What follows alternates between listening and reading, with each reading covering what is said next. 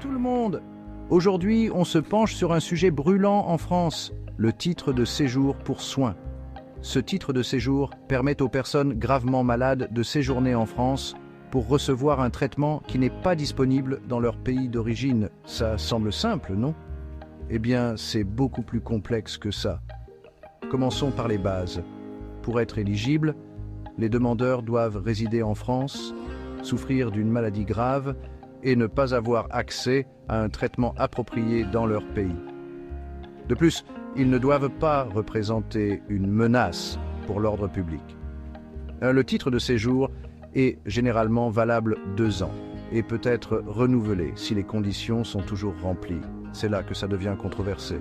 En 2022, la France a délivré 3180 nouveaux titres de séjour contre 4400 en 2021.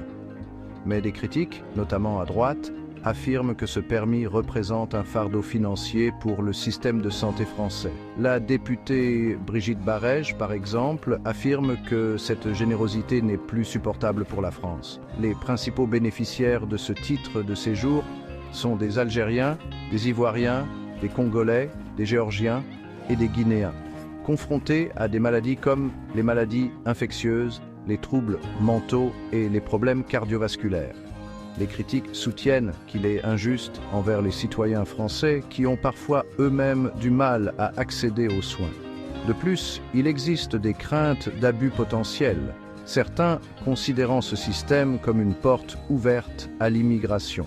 C'est un débat houleux lié à la question plus large de l'immigration en France, la droite réclamant des contrôles plus stricts. Alors, qu'en pensez-vous ?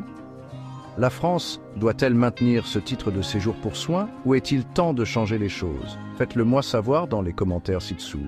N'oubliez pas de liker et de vous abonner pour plus d'analyses sur l'actualité. Merci de votre attention. Merci de bien vouloir activer la cloche et de cliquer sur j'aime.